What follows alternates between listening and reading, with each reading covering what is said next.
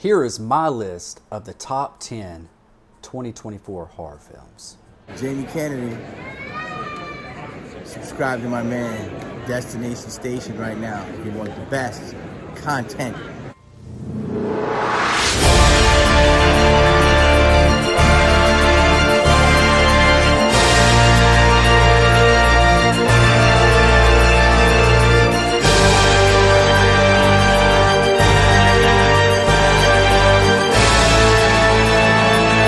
What's up? Welcome to Destination Station. As always, I'm Destin. Thank you for clicking on this video. Subscribe to Destination Station if you want Scream, Halloween, and everything in between.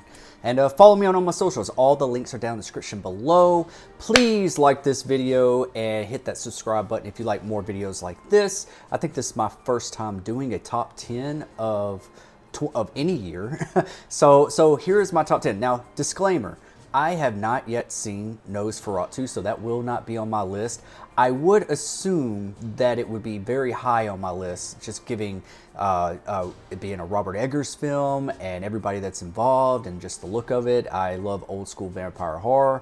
I just haven't been able to see it, and the year's almost up, and I don't see myself seeing it anytime this week. So I will have a review out once I do have it, but this is my list as of now as what I have seen in 2024.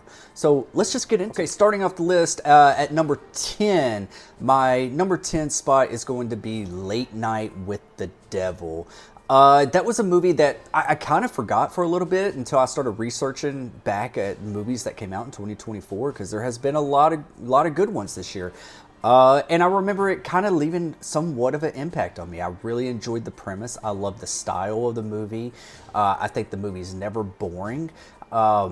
It's not the best, like, it is kind of like a found footage movie, but just the way that they, like structurally told this story was really cool. The girl was really creepy, just this certain look. I mean, like, she just has that look, like that creepy, like blank stare, and just like, it was really, really creepy. I think that the reason why this isn't higher on my list is probably because of that conclusion, the climax. That's one thing that a lot of horror movies just can't seem to hit the landing, or they just kind of do stuff that's just too out there, and it takes you out of the experience of what's been built up for it. But the story was good, and the acting was great, and there was a lot of it keeps you on the edge of your seat most of the movie. It's just there's some special effects and stuff that just seems kind of out of place near the end of the movie. I wish they would have scaled back on. Less is more in a movie like this. But yeah, Late Night with the Devil, number 10. Solid movie, check it out. Okay, coming in at number 9 on my list is Heretic. I did not do a review for this movie. I don't know why. If you still want it, let me know. I'll put it out there. But I think I was just really busy around that time. But I did get to see Heretic with Hugh Grant being a creepy ass old man. And this movie was it was a very simple premise. It was a very effective premise. It's two girls that are missionaries, and they come across this guy's house. He invites them in. He seems really sweet and promising, and but it suddenly turns to where he's testing them and testing their faith. And this might be standoffish to a lot of people that are, huge religious or something like that. But I don't think it's in the place of being distasteful, because I do have a background in being religious myself, and I didn't find it offensive or anything like that. I thought it was a very well orchestrated movie. Calling it a horror movie is kind of a stretch. That's why it's kind of high on my list, is because it's more of a thriller. There are some horror elements when you get later on into the movie, and honestly, that's where the movie started falling flat, was in the horror department. But I do like these type of movies that make you think, and it's kind of like a puzzle, or the only way out is in, and all that kind of stuff. I just wish another movie that just could not hit that landing at the end. But I do like the last frame of the movie. I thought that was pretty interesting. And the two girls here, the complete standouts, like they are awesome. They carried this movie. Hugh Grant was awesome as always. And it was really cool to see him in this type of role, like he did play a bad guy recently in that Dungeons and Dragons movie. But here he's a little bit more sadistic. It's fun. It's a fun little thriller movie. But yeah, Heretic, check it out if you haven't seen it already. I highly recommend it. I'd rewatch it. But yeah, Heretic is number 9 on my spot. Okay, coming in at number 8 is a movie that I was almost not going to see, but then I heard a little bit of buzz about it, but it was called Immaculate with Sydney Sweeney. And this movie pleasantly surprised me. I loved the direction this movie went, and just like how it just kept building and building and building, and then the place where it goes is just it gets a little sadistic. It's another kind of religious horror in a way, but it's got some social commentary in there. And Sydney Sweeney, I mean, if you did not like her in most of the other things or whatever, this isn't her typical type of role, and I think she killed it, especially that last shot of that scene. A shot of the film. I mean, that's still living up here, and it's probably never going to leave. I'll never forget that ending. It's pretty damn crazy. But yeah, they had another movie, The First Omen, that came around this time. But honestly, I liked Immaculate better, so that's why Immaculate made it on the list, and The First Omen did not. So yeah. On to my next. Okay, coming in at number 7 is a movie that I wanted to see so bad. And I was like, I didn't know really. I thought maybe I knew what was going on, but I was like, ooh, there's got to be a really good twist in here, or something to really grab me. And I'm so glad I checked out this movie that I feel like everyone needs to check out. It's really great. It's called Strange Darling. This movie, Willa Fitzgerald and Kyle Gallner kill it in this movie. No pun intended. But this movie goes in places that's just gonna it's one of those movies that just flips it on its head like halfway through. It's cool. It's about a couple that has like a one night stand, and things seem like it's going one way, but it completely flips it on its head, and the story is kind of told in not a linear fashion. It's kind of like, it starts from the end to the beginning, and it kind of does that Quentin Tarantino thing, like he likes to do with his films, and that was their style structure for this. But it's more of a thriller, but it does have horror aspects to it, just because how violent it gets, and it gets just some of the kills in this is just very okay, yeah, that's horror. That's a horror movie kill. So yeah, check out Strange Darling. There's not too much I want to tell you about this movie, but this movie did leave an impact on me. One of my favorite movies of the year. Not just horror, but one of my favorite movies of the year. So yeah, check out Strange Darling. Willa Fitzgerald, if she was the lead in the Scream TV series, and then I think she was on the Reacher TV series, and this right here, this is going to put her on the map. She's going places. Same with Kyle Gallner.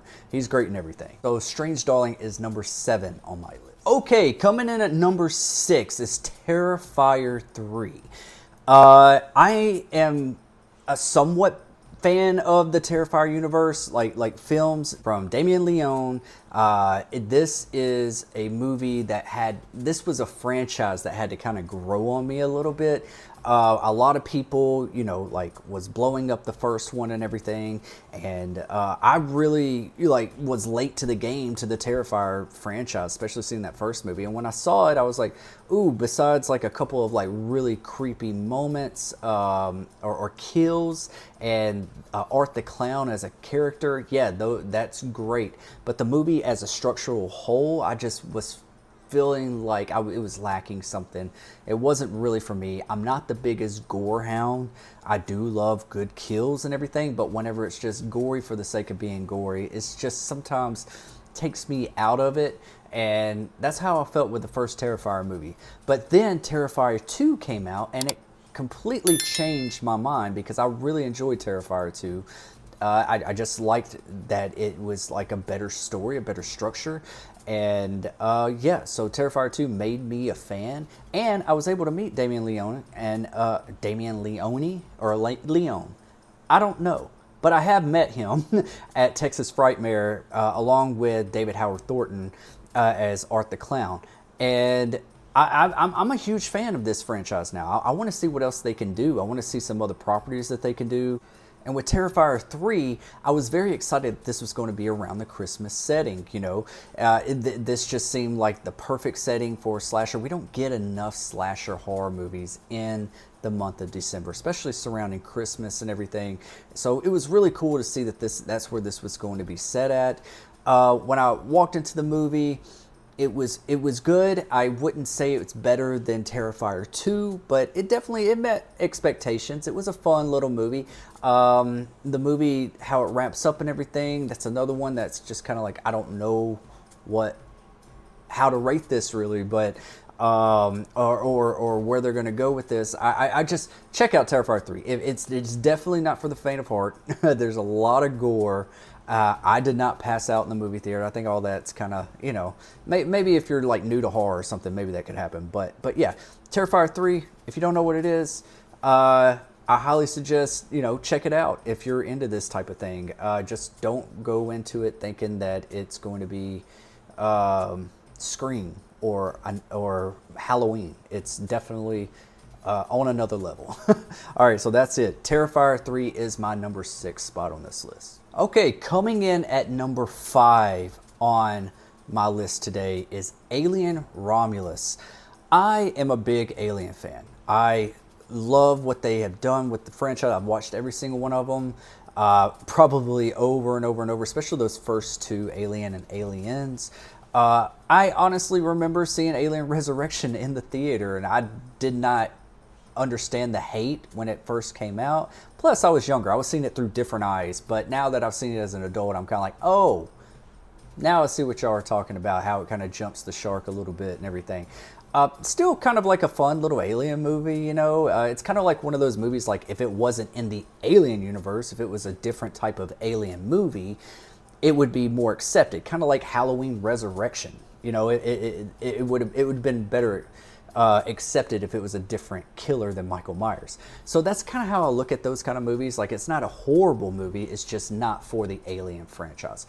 But with Alien Romulus coming back, and you had like the hype around this was it's going to be set between Alien and Aliens, and they were bringing back that old 80s tech and everything. The trailer was awesome. And they were bringing back more practical effects and everything. And I am a big fan of those Prometheus movies. I hope we do get a follow-up. I want to see what happens after Alien Covenant. I liked Alien Covenant, but a lot of people did not. I get it. But this movie, going back to its roots, and it has some surprises, and I'm not going to spoil them here. It was pretty good, but also just like Alien Resurrection, it kind of does the same mistakes as that movie a little bit near the end, but the director tried to play it off as like he didn't know or whatever, but I call baby back bullshit on that. But it's just, it's cool. It's a good little Alien movie. Is it my favorite Alien movie? No, not at all. Is it a fun time? Yes, it's a very fun time. I love seeing the practical effects back. Sometimes I feel like there just wasn't enough for me. And I was always kind of like, I honestly wanted some more adult actors in this movie instead of it just being a bunch of young adults, they seem like a bunch of college students. And I don't really want that for my Alien movie. That's not how I picture it, but it's what we got. And Fede Alvarez did a fantastic job. I mean, the cinematography is awesome. There's some cool kills and everything. That it just that climax, the third act of that movie, it just kind of falls flat a little bit. And I'm not going to spoil that here, but check out Alien Romulus if you are an Alien fan. I am looking forward to seeing what they can do next. So yeah, Alien Romulus is number 5 on my list today. Okay, coming at number 4 on my list is Longlegs.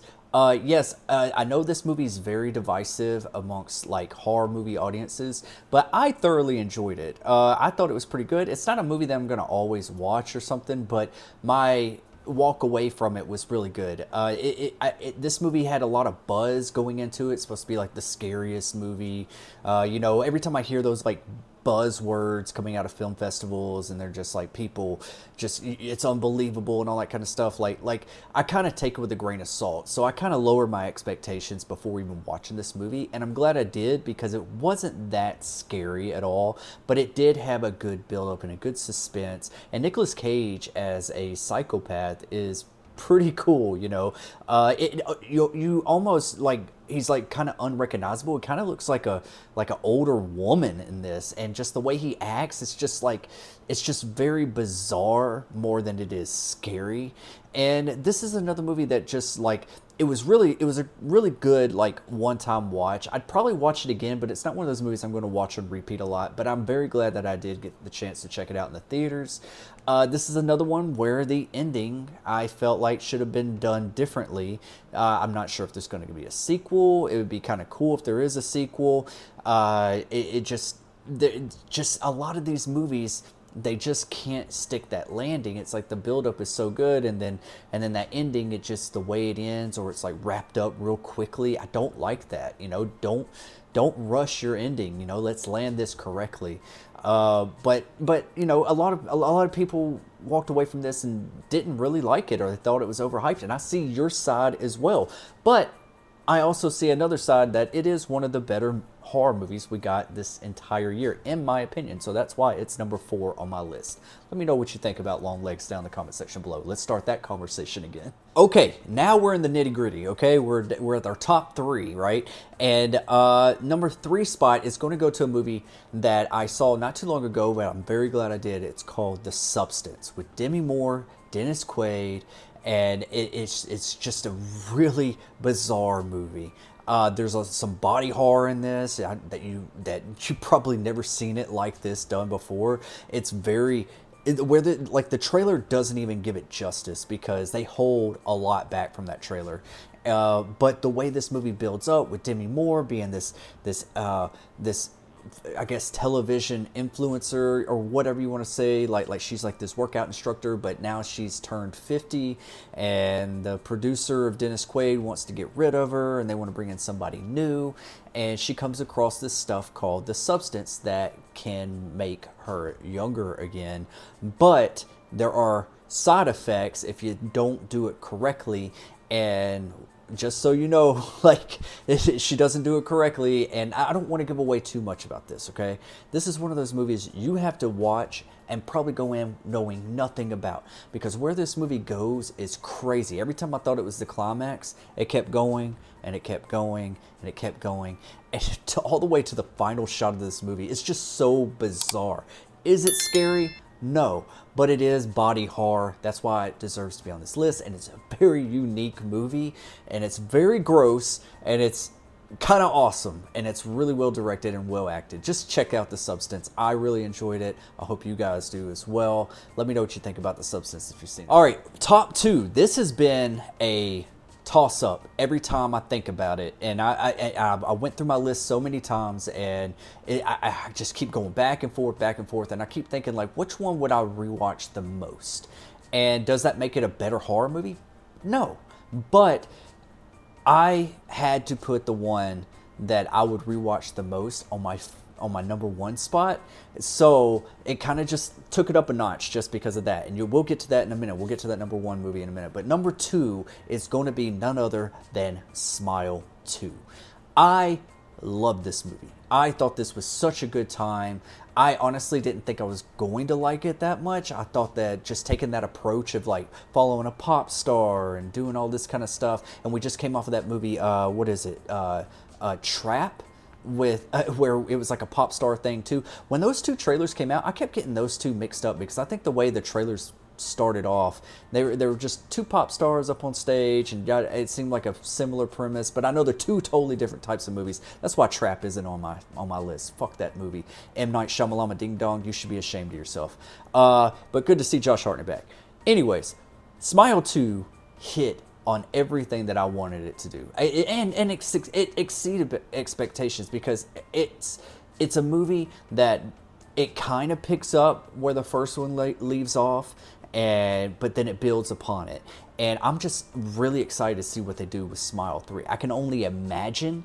And with the director, what he did with the first film and with this film, it was just such a good time at the movie theaters. It was so cool to just see how this entity can just take over your life and make you feel like you're going crazy. It feels like a lot of inspiration was from Britney Spears's meltdown back in the day. And I'm not I'm not laughing about that or anything like that, but it just seemed like there was moments in this movie I was like, was it the Smile entity after Britney Spears back in the day? But yeah, it just seeing this happen, and it's happening to a pop star that's like, I just thought Naomi Scott gave a terrific performance. I thought that Jack Nicholson's son that was in here gave a terrific performance. I didn't think that they could build too much on from the first movie, but they did. And how this movie leaves off was pretty jaw-dropping, and I like the last scene of the movie. I like the last shot of the movie. And also, I love that opening. That is one of the best openings I've seen in horror movie history in quite some time. There's like a one-take shot, and that's all I'm going to give it away. I'm not going to give away any other spoilers if you haven't seen the movie. But the trailer, if I had to say one negative thing about this movie, the trailer gave away too much regarding that first scene. I knew exactly in my mind. I was like, oh, that's going to happen in the opening of the movie. But it's still really cool, still really well done. Check out Smile 2 if you haven't. If you're a fan of the first one, you should be a fan of the second.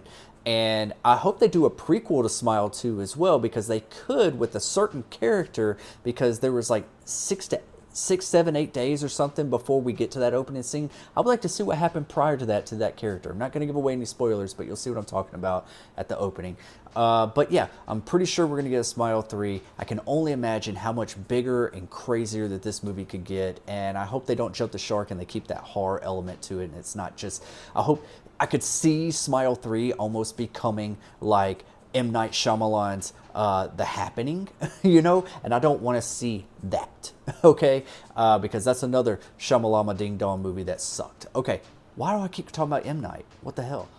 Okay, now we are moving on to my #1 horror movie of the year, and for good reason. I love the team behind this. I love the actors involved. I love the ensemble cast. I love the action horror comedy that it has. It kind of reminded me of something that would have came out in the early 2000s with a really, just like, it's horror, but it's kind of, it doesn't take itself too seriously. There's a lot of fun to be had, and I'm a big sucker for old school vampire horror, and that's why Abigail is #1 on my horror movie list. I can't explain how much fun this movie is, and that's what this movie actually gives your audience, is a lot of fun. Yes, there's horror. Yes, there's comedy. There's great characters. I love that we get to stay with these characters for a long period of time. And then they get killed off. Sometimes you get like an ensemble cast and people start getting cut off right from the get-go, and you don't even get to understand or know these people's characters at all. And I don't like that. And one thing about this one, even though that it's a bunch of bad guys, pretty much, you still care about them. They still have a certain charm to them. And Dan Stevens was awesome. I loved his character in this movie. Melissa Barrera, her getting a raw deal with Scream and Scream 7. At least she gets to come back here and shine. And I don't think enough people actually went and saw this movie, but most people that I've talked to really, really enjoyed this. I feel like it did need an extra layer there at the end.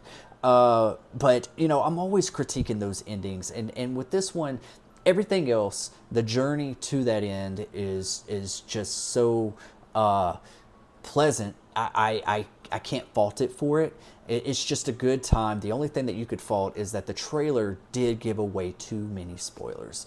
I think that if they would have held that back, it would have been a lot better, or if it just had like an extra little twist near the end or something to elevate it a little bit. And it does slightly, but it's not something that you care for.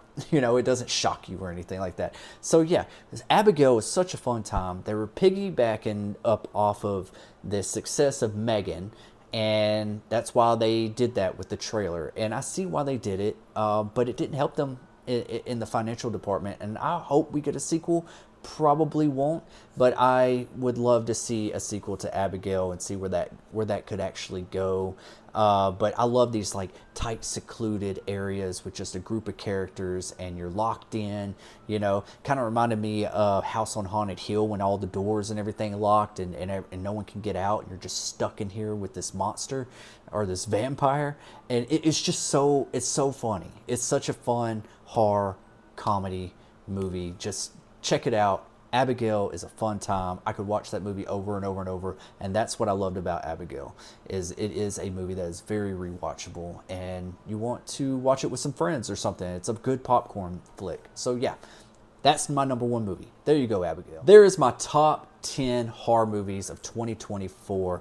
Did I miss anything? Let me know in the comment section below. What was your top 10 favorite horror films of the year? And like I said, I missed Nosferatu. I'm pretty sure that would have been somewhere on the list, and you know, one of my movies would have been knocked out, but I have not yet to see that. I hope it's great. No spoilers, but I love your faces, and I will be having my top 10 most anticipated horror movies of 2025 dropping in just a day or so. So yes, hit the subscribe button, stick around at Destination Station, and I'll see you guys later. I'll see you on another time. I'll be right back. I'll be right back.